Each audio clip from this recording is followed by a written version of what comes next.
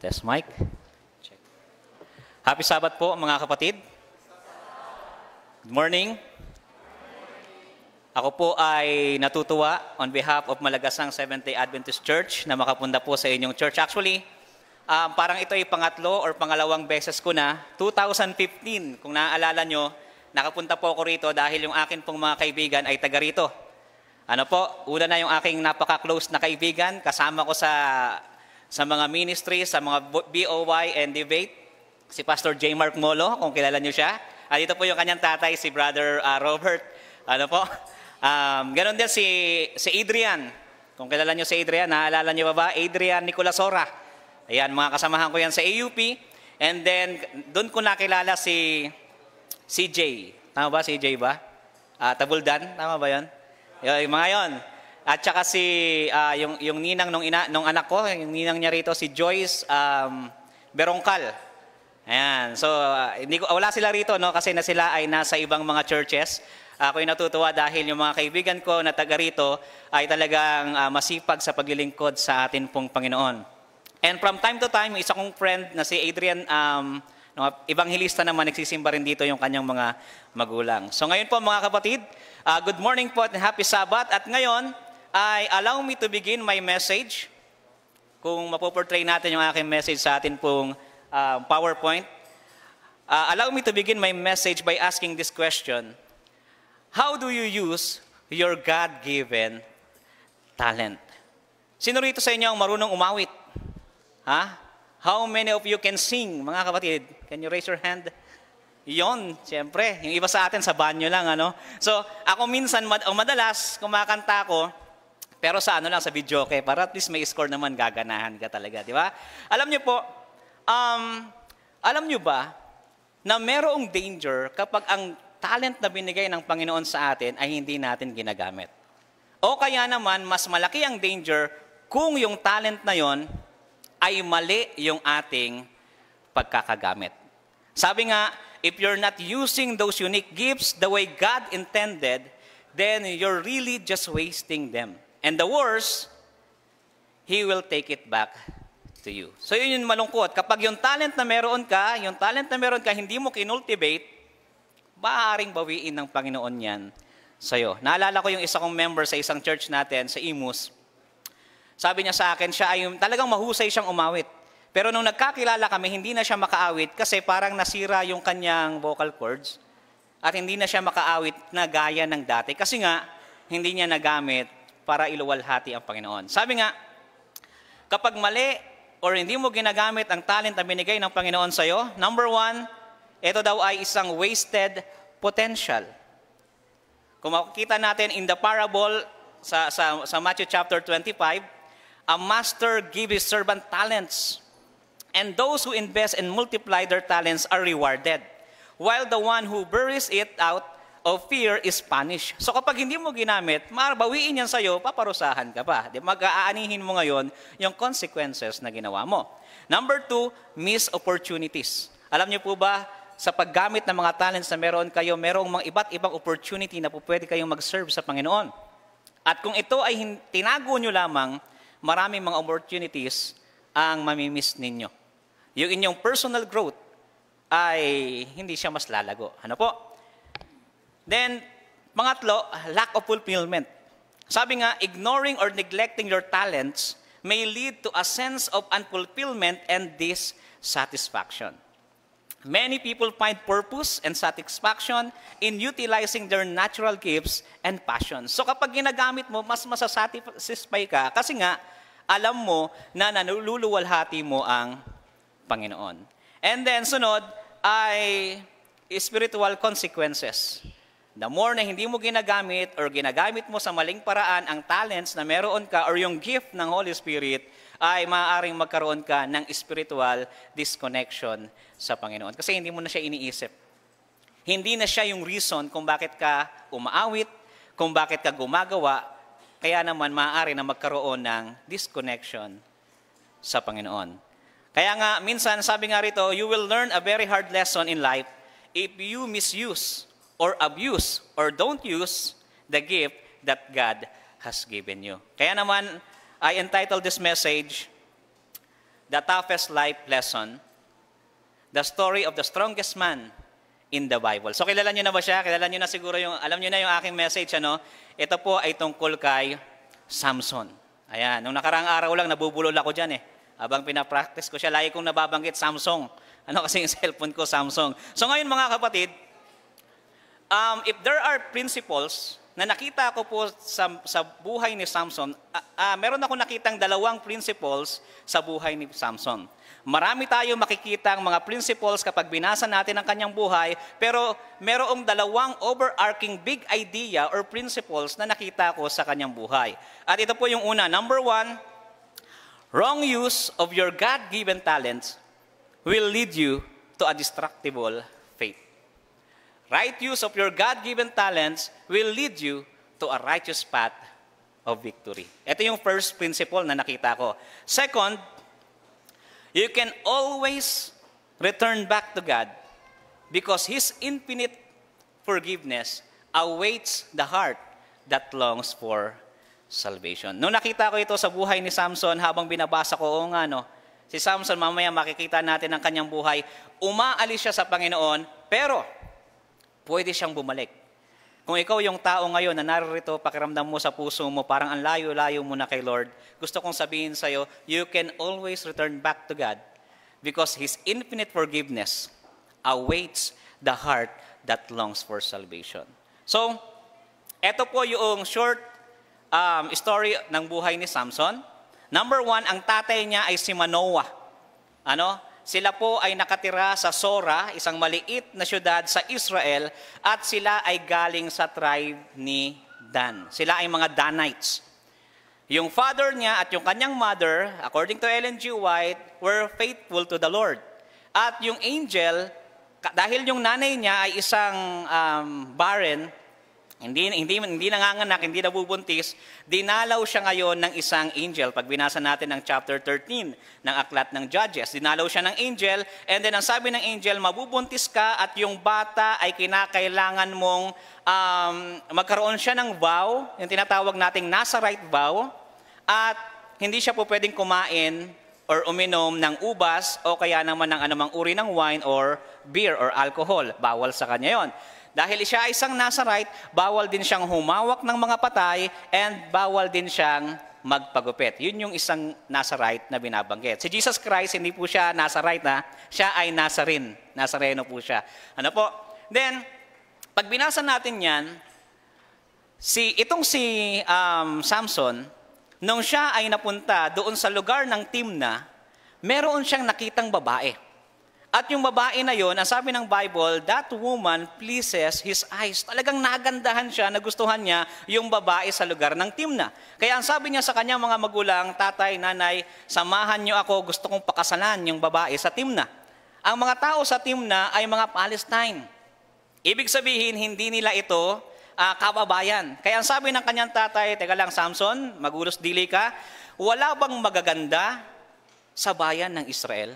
Minsan parang sa atin, parang ganyan din yung tanong ng ating mga elders sa mga kabataan. Teka lang, ba't siyang ka nanliligaw? Wala bang magaganda sa ating mga kabataan dito? Tignan nyo nga, di ba? Ang gaganda ng mga kabataan natin, yung mga umawit at nagpaawit kanina.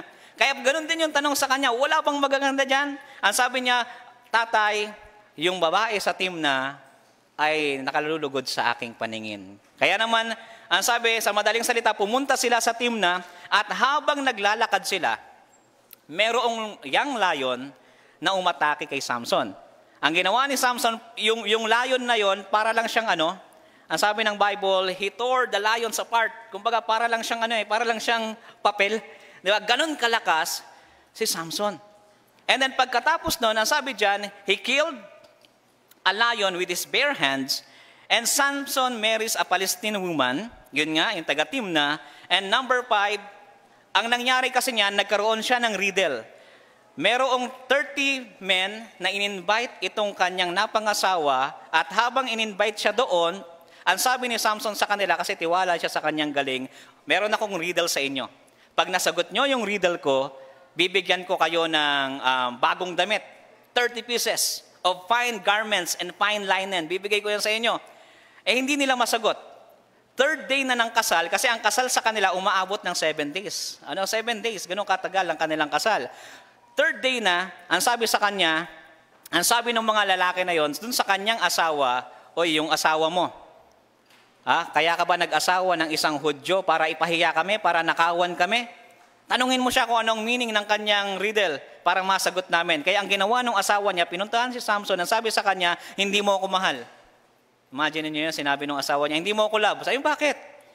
Meron ka palang riddle, hindi mo sinasabi kung ano yung meaning. Ang sabi ni Samson, yung nanay ko nga at tatay ko hindi nila alam, tapos ikaw malalaman mo. Then after 7 days, nung 7th day na, ay siguro nakulitan si Samson, kaya sinabi niya yung kahulugan ng kanyang riddle na sinabi. Basahin niyo po, Judges chapter 14, verse 14, yun yung kanyang riddle. And then, pagkatapos doon, sa madaling salita, nasagot yung kanyang riddle, kaya naman si Samson, sa galit niya, ay pumatay siya ng mga tao sa lugar ng Ashkelon, 30 men ang kanyang pinatay, and then ibinigay niya yung damit doon sa 30 men na Palestine. At pagkatapos noon, hindi pa natatapos yung araw ng kasal nila, ang ginawa niya, yung kanyang asawa, ibinigay niya sa kanyang best man. Ganon ka-upset, ganon kagalit si Samson nung time na yun. Imagine mo, pinakasalan niya, and then after, hindi pa nga tapos yung kasal, pag sa 7th day pa lang, ibinigay niya na yung kanyang asawa sa best man. And then, lumipas ang ilang araw, naisip ni Samson, parang namimiss ko yung asawa ko. Pero ang sabi ng kanyang tatay na si Manoah, di ba galit ka sa kanya? Mas maganda yung kapatid niya kaysa sa kanya. Wag mo na siyang balikan. Kaya ang sabi ni Samson, yung aking galit ngayon ay righteous. Kaya ang ginawa niya, nang huli siya ng 300 na foxes, kumuha siya ng torch, sinindihan niya yung torch, itinali niya dala-dalawa sa mga foxes, yung torch na yun na may apoy, pinatakbo niya, kaya naman, ang sabi rito sa may verse, dito sa may number 5 natin, he burned the shocks and the standing grain as well as the vineyard and olive groves. So nasunog yung mga palayan, yung mga tanim ng mga Palestine. Kaya nagalit yung mga Palestine, ang sabi nila, sinong gumawa nito? Then ang sabi nila, yung asawa, itong si Samson, na asawa ng ating kababayang babae. Kaya ang ginawa nila, sinunog nila yung babae, pati yung tatay. At sa galit ni Samson, pinuntahan niya yung mga pumatay sa kanyang father-in-law at sa kanyang asawa, at pagkatapos niyang patayin, nagtago siya sa lugar ng Elam. Sa Judah, nagtago siya sa Judah. And then nung nagtago siya, ang mga Palestino, pinalibutan sila sa Judah. At nung sila'y pinalibutan, ang sabi ng leader ng Judah, sabi nila, bakit nyo kami pinapalibutan? Hindi ba nasakop nyo na nga kami? Bakit nyo kami gagawa ng masama? Ang sabi nila, hinahanap namin si Samson kasi pinatay niya ang mga kalalakihan dito sa amin sa Palestine. Kaya sa madaling salita, ang mga taga-Judah mismo ang umaresto kay Samson at dinala siya sa mga Palestino, at yung mga Palestino na yon, ang sabi ng Bible, ang record ng Bible, there are thousands of Palestine that time.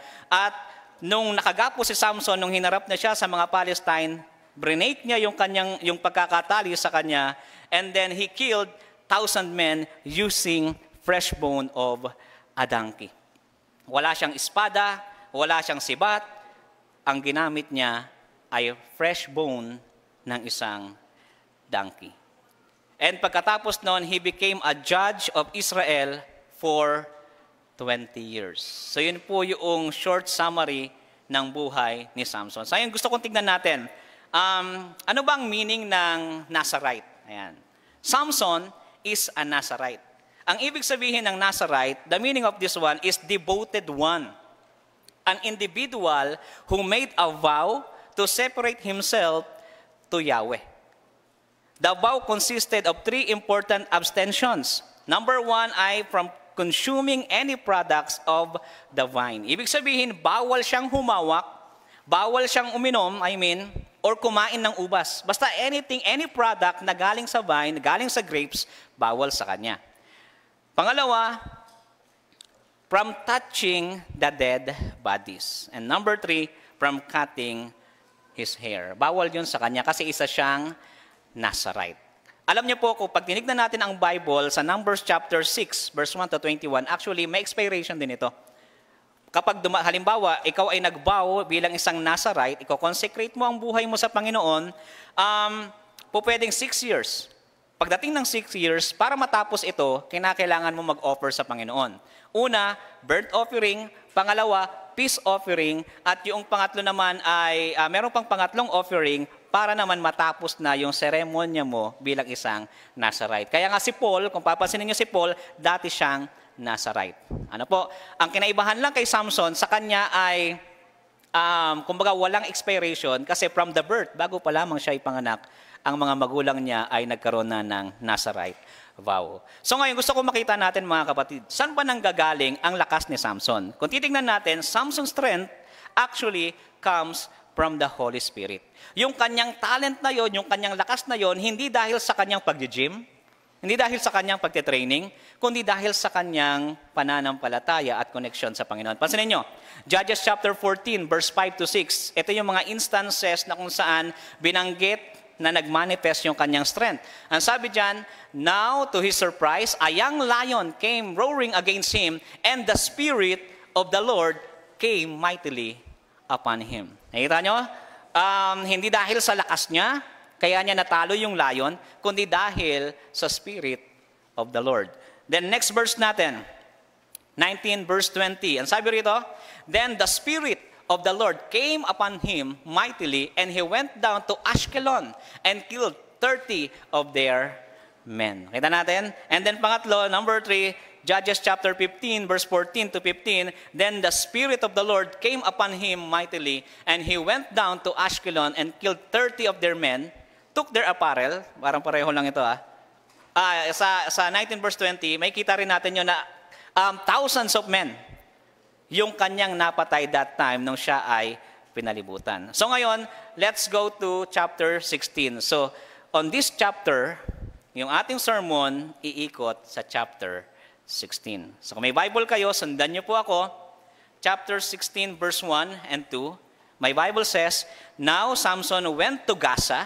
Familiar kayo sa Gaza.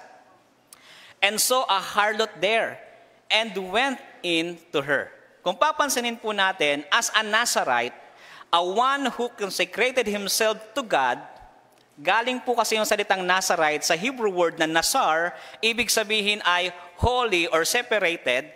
Ibig sabihin, bawal siyang makisalamuha sa mga harlot. Dapat sinusunod niya yung Mosaic law. Pati yung Pentateuch or yung tinatawag nating Decalogue. Dapat sinusunod niya yan. Pero sa pagkakataon na ito, si Samson, binabiolate talaga niya yung Nazarite vow niya. Ang ginawa niya, pumunta siya sa Gaza at dinalaw niya ay isang harlot. When the Gazites were told, Samson has come here, they surrounded the place and lay in wait for him all night at the gate of the city. They were quiet all night, saying, in the morning, when it is daylight, we will kill him. Kasi yung mga tao sa Gaza, mga Palestino rin. Mga kalaban din nila. Ano po? Kaya ang gusto nila, magapi itong si Samson. Verse 3, and Samson lay low till midnight. Then he arose at midnight, took hold of the doors of the gate of the city and the 2 gate posts, and pulled them up. Bar and all put them on his shoulders and carried them to the top of the hill that faces Hebron. So ang ginawa ni Samson, kung i-imagine niyo yung kanyang ginawa, ay kinuha niya yung gate doon sa cities ng Gaza at dinala sa Hebron. Kumbaga parang pineplex niya rito yung kanyang lakas. Wala kayong magagawa. Lalabanan niyo, papatayin niyo ako. Etong ang gate niyo, hindi ako kayang ikulong. Tapos ay maglalakas loob kayo. Nakikita niyo kung gaano kalakas itong si Samson. Pero alam niyo po, kahit gaano siya kalakas, pinakita sa atin sa verse 4 yung kanyang kahinaan. Ang sabi rito sa verse 4, afterward, it happened that he loved a woman in the valley of Sorek. Alam niyo, hinighlight ko yung valley of Sorek kasi ang meaning ng valley of Sorek ay valley of a choice grapevine. Tingnan niyo yung pangalan.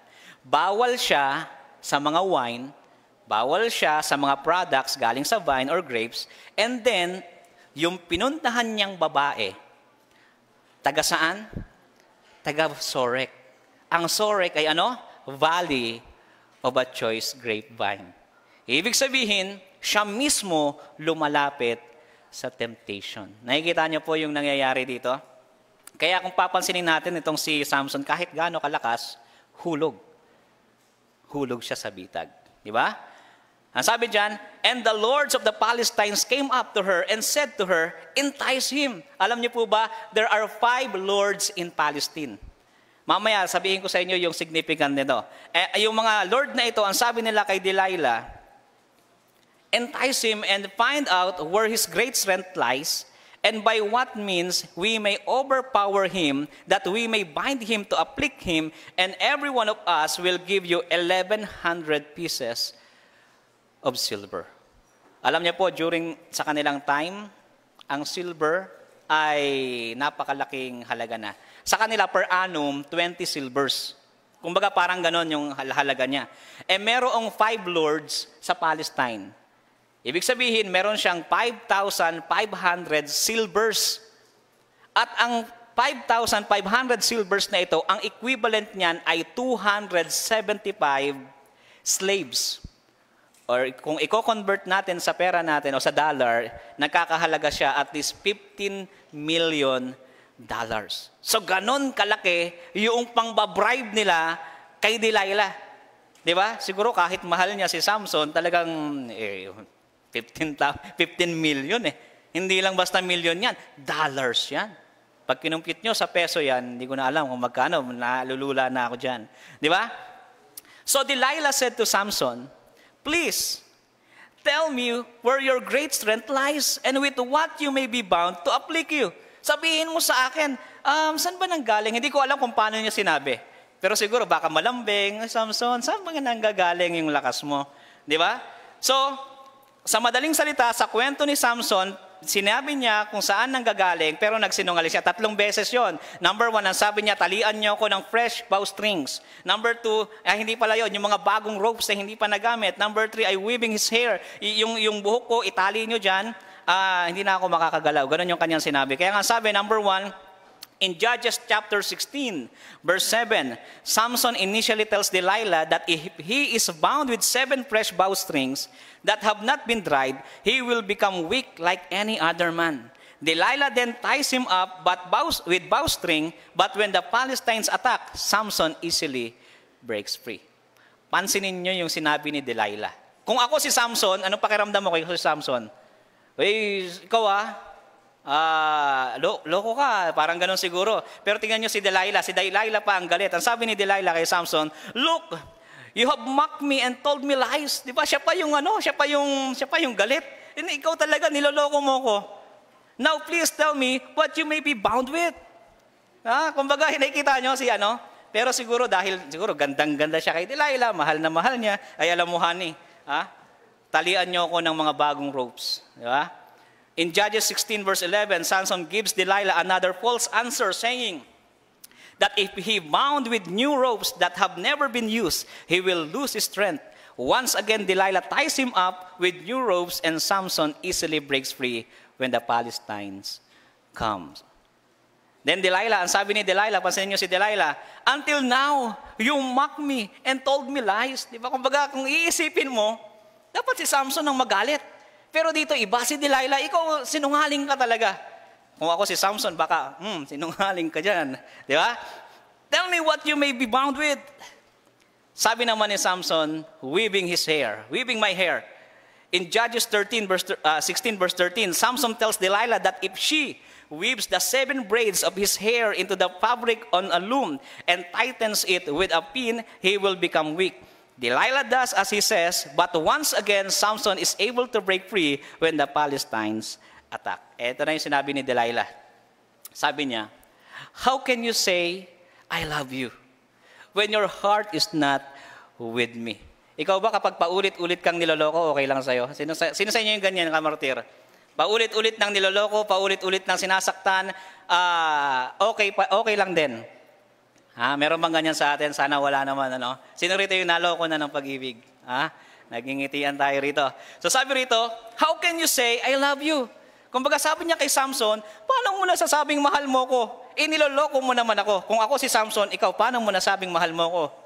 pinapapatay mo ako. Di ba? Parang ganon. Mas matindi yun. So, when your heart is not with me, you have mocked me these 3 times and have not told me where your great strength lies. Yun yung sinabi niya kay Samson. And it came to pass when he pestered him daily. Kung papansinin natin, pinepeste na ni Delilah si Samson with her words and pressed him so that his soul was vexed to death.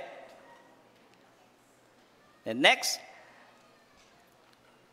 that he told her all his heart and said to her, no razor has ever come upon my head, for I have been a Nazarite to God from my mother's womb.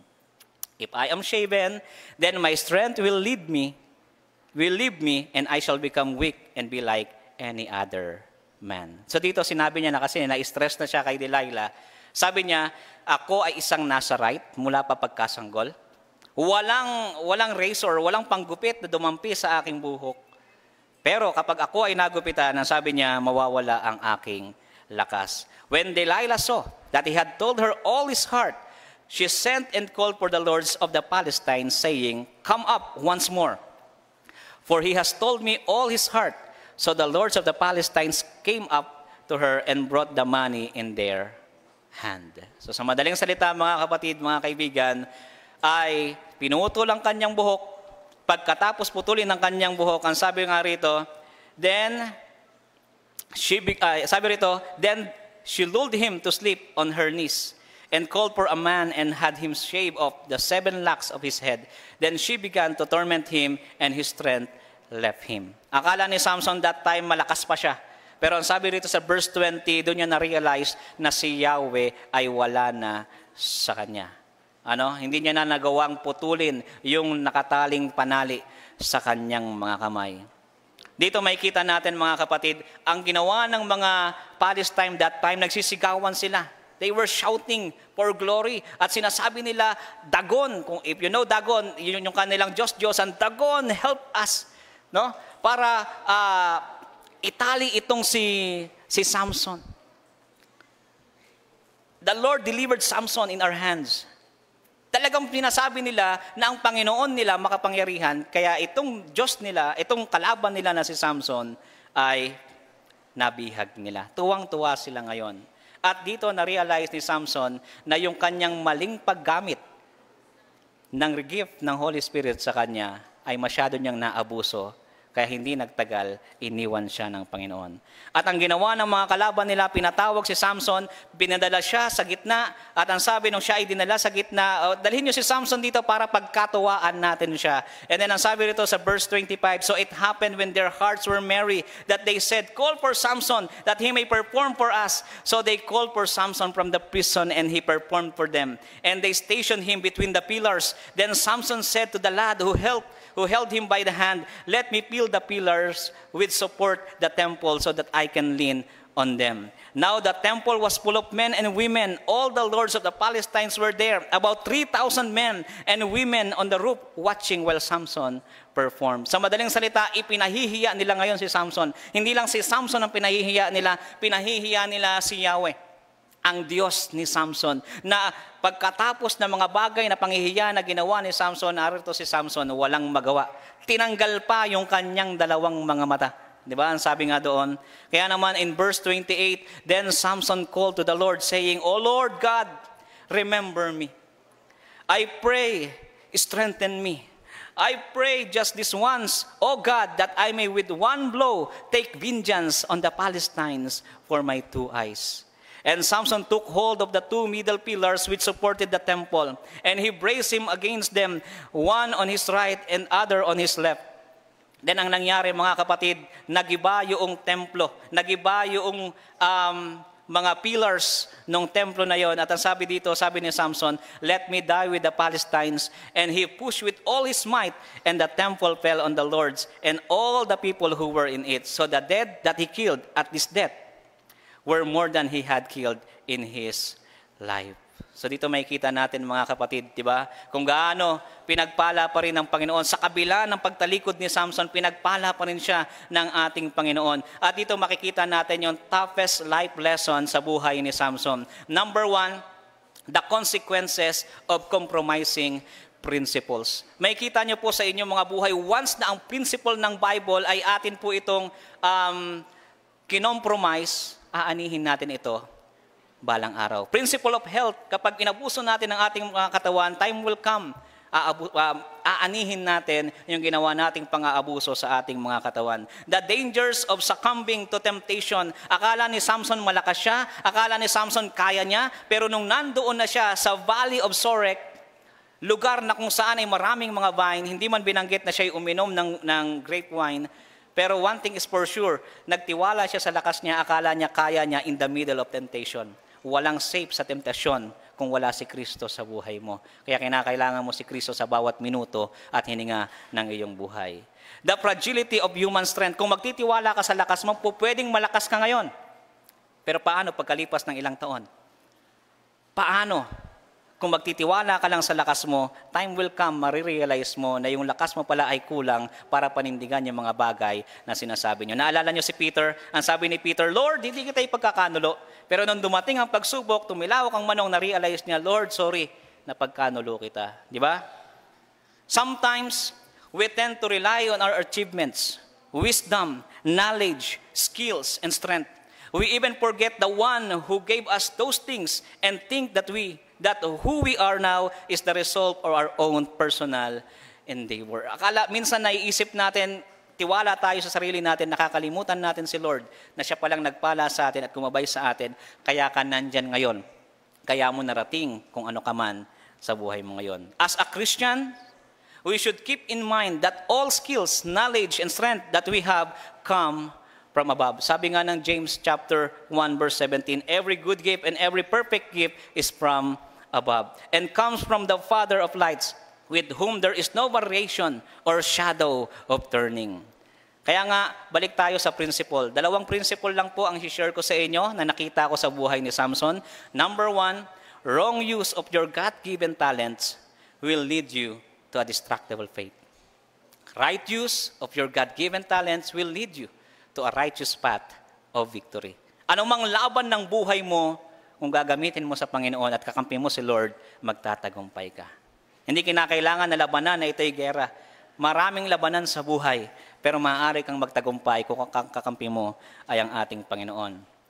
Our narrative is reflected in the story of Samson. We fail when we depend solely on our own power, allowing sin to lure us away. The snares of sin threaten everyone and everything. Nevertheless, remember that God is your strength. So never give up, just like Samson did. You can always find a way to get back to Him. Second principle na gusto kong i-share sa inyo, malapit na tayong matapos. Ito yung principle. You can always return back to God because His infinite forgiveness awaits the heart that's long for salvation. Nakita niyo si Samson. Diba? Ang nangyari kay Samson, nagtiwala siya sa sarili niya, pinarusahan siya ng Panginoon. Nahuli siya ng mga Palestino.